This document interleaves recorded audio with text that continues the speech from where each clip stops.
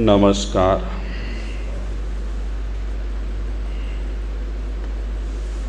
આપણે સૌ જોઈ રહ્યા છીએ આ જગતમાં એક તરફ વિવિધતા રહેલી છે,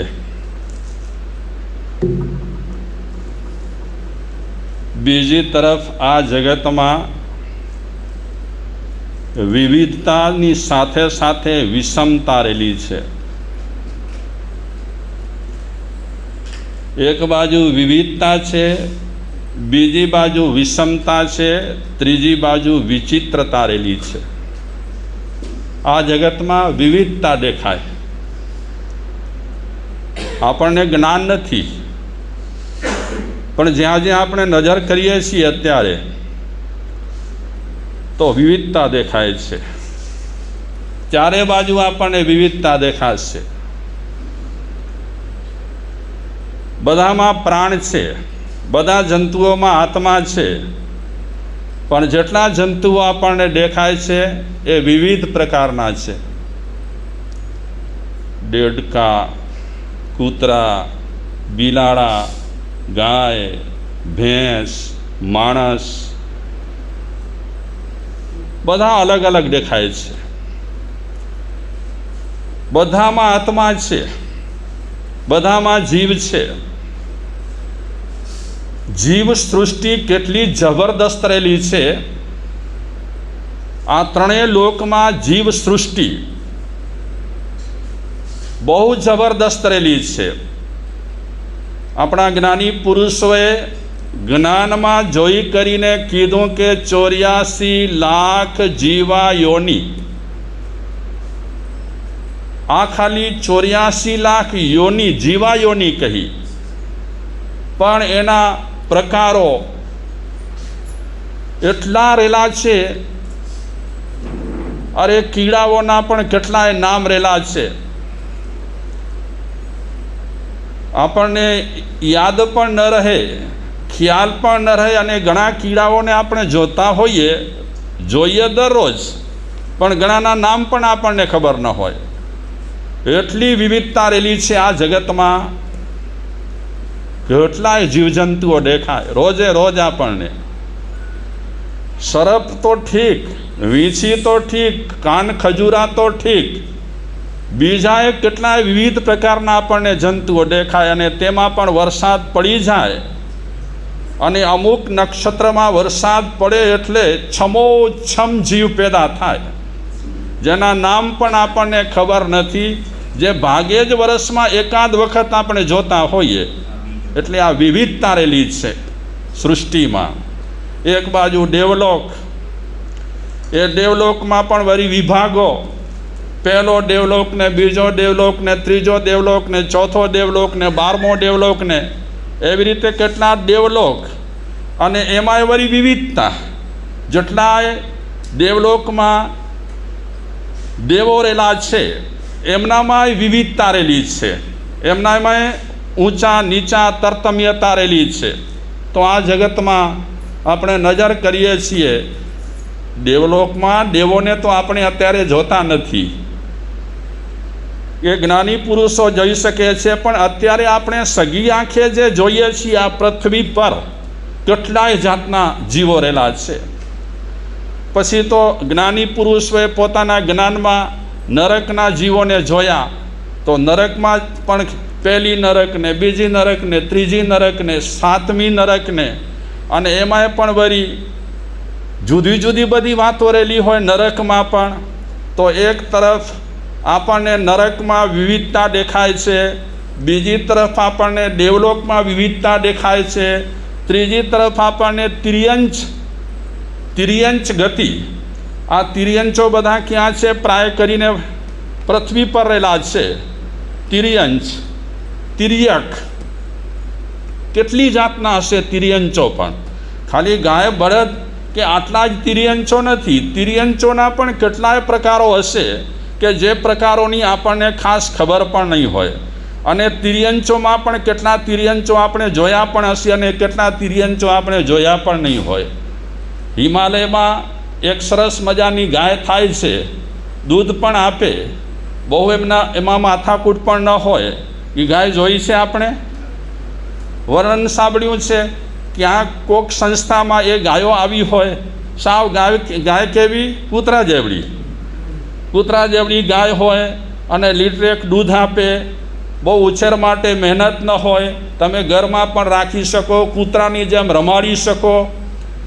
તમે જે ચામર વીંઝો છો એ ચામર કાંઈ કચ્છમાં નથી થતા, એ ચામર ક્યાં થાય છે? હા, એ ચામર ચમરી ગાયના શાયદ હશે. કઈ રીતે થતા હશે? શાયદ આજે તો જેમ મોર પીંછી માટે ઘણા લોકો છે ને એકદમ ખેંચીને પીંછીઓ કાઢે છે, એ રીતે ચમરી ગાયની પણ આ જે જટારેલી હોય, ચમરી ગાયના જે વાર રહેલા હોય, હવે કઈ રીતે થતા હશે ભગવાનને ખબર. પણ એ ચમરી ગાય આપણે જોઈ છે? હે, આપણે તો દેશી ગાય જોઈએ છીએ, એ પૂંછ હલાવતી હોય, માખી ઉડાડતી હોય. તો આ તિર્યંચ ગતિમાં પણ એટલી જાતના જીવો રહેલા છે, વિશાળ જીવસૃષ્ટિ રહેલી છે, જેની આપણે વર્ષોથી જીવન જીવી રહ્યા છીએ, તે છતાં આપણને બધી ખબર નથી. જ્ઞાનની પણ જરૂર નથી, તે છતાં પણ આપણે એવા ક્ષેત્રમાં વિચરતા હોઈએ કે એ ક્ષેત્રમાં અમુક જાતના તિર્યંચો ન પણ થતા હોય, એ તિર્યંચો માટે હવામાન અનુકૂળ પણ ન હોય, એવા તિર્યંચો પણ આ સૃષ્ટિ પર ઘણા રહેલા છે, ઘણી જાતના છે, વિવિધતા. અને માણસની આપણે વાત કરીએ, માણસ જાતની આપણે વાત કરીએ તો માણસ જાતમાં પણ વિવિધતા રહેલી છે. આપણે આટલા બેઠેલા છીએ, મોડલ બધાનો એક સરખો છે? હા, બીબો જેણે ગળ્યો છે બધાનો એક સરખો બીબો ગળ્યો છે? નથી ને. જો આપણે બધા અત્યારે આટલા જણા બેઠા છીએ, એમાં પણ વિવિધતા રહેલી છે. કેટલી વિવિધતા રહેલી છે! કોઈના ચહેરા સરસ મજાના, કોઈના ચહેરા એનાથી પણ સરસ મજાના, ખરાબ તો કહેવાય નહીં ને, બધાના ચહેરા કેટલા સરસ મજાના છે, જાણે કોઈ પહેલાં ડેવલપમાંથી આવ્યા છે, કોઈ બીજા ડેવલપમાંથી આવ્યા છે, એવા સરસ મજાના ચહેરા રહેલા છે. તો આ મનુષ્યમાં પણ કેટલી વિવિધતા દેખાય છે. ઘણી વખત ઘણા માણસોને આપણે જોઈએ તો કોઈના કાન ઊંચા રહેલા હોય, કોઈના કાન વળેલા પડ્યા હોય, કોઈની આંખો કેવી હોય, કોઈની આંખો કેવી હોય, કોઈના નાક પણ વળેલા હોય, કોઈના મોઢાએ વળેલા રહેલા હોય, કોઈ આવી રીતે બિચારો શરૂઆતથી જન્મ્યો હોય ત્યારે આવી રીતે જ રહેતો હોય. આવી રીતે માણસોમાં આપણને કેટલી જાતની વિવિધતા દેખાય છે. બીજા નંબરમાં વિવિધતાની સાથે સાથે આ જગતમાં વિષમતા દેખાય છે. પૂરા જગત પર આપણે દૃષ્ટિપાત કરીએ, ચલો આપણને પૂર્ણ જ્ઞાન નથી થયું, આપણને પરમ જ્ઞાન નથી થયું, તે છતાં પણ આપણે જગત પર જે દેખાય છે તે આપણે જોઈએ તો એમાં પણ વિષમતા દેખાય છે. બધું એક સરખું નથી. જો ઘણાને ચાય છે ને ઠંડી ગમે ને, અને ઘણા કહે કે નહીં, ઠંડી ચાય નહીં, કેવી ચાય ખપે? ગરમા ગરમ ચાય ખપે. ઘણાને આમ બરફના ગાંગડા આમને આમ ખાઈ જવા હોય તો ખાઈ શકે, અને ઘણા કહે કે અમને ઠંડુ ન ભાવે. આપણા બધામાં, જીવ માત્રમાં, માણસમાં પણ વિષમતા રહેલી છે. કોઈને ઠંડુ ગમે છે, કોઈને ગરમ ગમે છે, કોઈની તાસીર એકદમ ગુસ્સાવાળી છે, જરા કાંઈક થાય તો તરત જ ધુઆ ફુઆ કરી નાખે. એટલે એ રીતે તાસીરો દરેકની અલગ રહેલી છે. કોઈ ક્રોધ કરે છે, કોઈ વધારે અભિમાની છે, કોઈ માયાવી છે, કોઈ લોભી છે. એટલે આ જગતમાં જીવોમાં આપણને વિષમતા જોવા મળે છે. કેટલી વિષમતા! આપણે નજર કરીએ ને, ખાલી આ માપર ગામમાં માણસોની જ વાત કરીએ તો બધા માણસો એક સરખા રહેલા છે. જેટલા માણસો છે 200-400 જેટલા હશે, એટલા બધા એક સરખા છે? એક સરખા જેમ નથી, તેમ વિષમતા રહેલી છે બધામાં. એક ઘરમાં વ્યક્તિ 4 રહેલી હોય, એક ઘરમાં વ્યક્તિ 14 રહેલી હોય, એ 14 વ્યક્તિઓમાં કે 4 વ્યક્તિઓમાં પણ વિષમતા રહેલી હોય. કોઈ કહે કે મને રંગબેરંગી કપડાં ગમે, કોઈ કહે કે મને એકદમ સાદા કપડાં ગમે ને, કોઈ કહે કે મને કોટનના કપડાં ગમે, કોઈ કહે કે મને કોટનના કપડાં જરાય પણ સીવાય નહીં. એટલે માણસ માત્રની નહીં પણ જીવ માત્રની તાસીર રહેલી છે અલગ અલગ. આપણે એક વાત વિચારીએ એક એક વાત આપણે ગણિતમાં મૂકીએ તો ખબર પડે કે આ જગતમાં વિવિધતા કેટલી છે. આપણે તો જોયું કેટલું છે, આપણે નિહાળ્યું કેટલું છે, પણ જેમ જેમ આપણે જગત પર દૃષ્ટિપાત કરવા જઈએ અને વ્યક્તિઓ વચ્ચે આપણે રહીએ ત્યારે આપણને ખબર પડે કે આટલી જાતની વિવિધતા રહેલી છે. વનવાસી સમાજની વચ્ચે અમે રહ્યા તો વનવાસી સમાજમાં એટલી વિવિધતા દેખાય અને વિવિધતાની સાથે સાથે બીજી વાત હું નથી કરતો, પણ વનવાસીઓમાં ઘણી વિવિધતા જોવા મળે. એ વનવાસીઓએ બંગલા નથી બનાવ્યા, એ વનવાસીઓ છે સાદી સીધી જિંદગી જીવે છે. વરસાદ વરસે તો એ મોલ પાણી થાય, શાયદ એમને પાણી મળતા હોય તો પણ એ પેદાશ કરે, પણ એકદમ સાદાઈથી રહે છે. જેને આપણે એકદમ જાણે કોઈ જૂના યુગમાં ગયા હોઈએ ને એવી વનવાસીઓની પદ્ધતિ અમે જોઈ.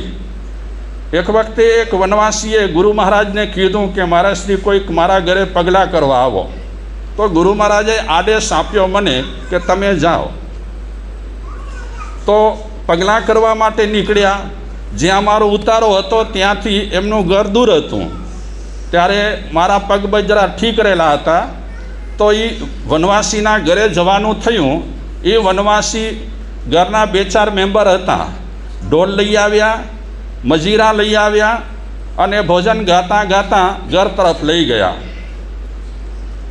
એમના ઘરમાં આવ્યા ત્યારે એકદમ સાદાઈ જોઈ, બિલકુલ સાદાઈ. ભાઈઓ વચ્ચે પણ મેં કીધું હતું કે જાત જમાડમાં જે જીવે છે એ પાપ જ્યાદા કરે છે. બહુ જ પાપ એને કરવા પડે ત્યારે જાત જમાડ મળતી હોય છે. ફરીદ નામના સંતે તો કીધું કે ચોપડેલી રોટલી ખાય છે એ પાપ વિના ચોપડેલી રોટલી તૈયાર થતી નથી.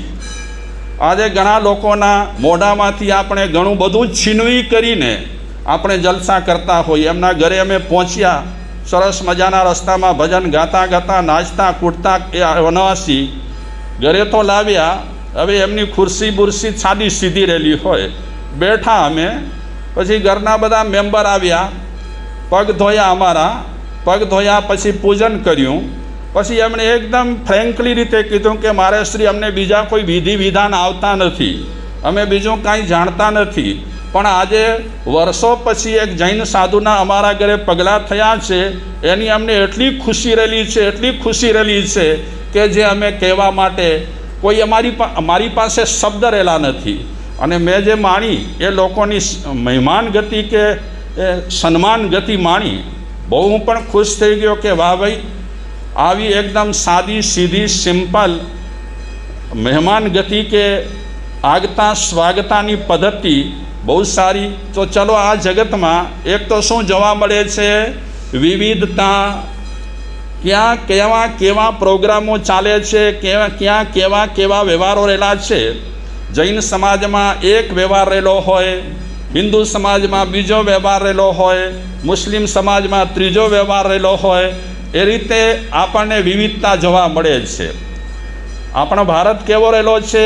આપણો ભારત છે વિવિધતામાં એકતા.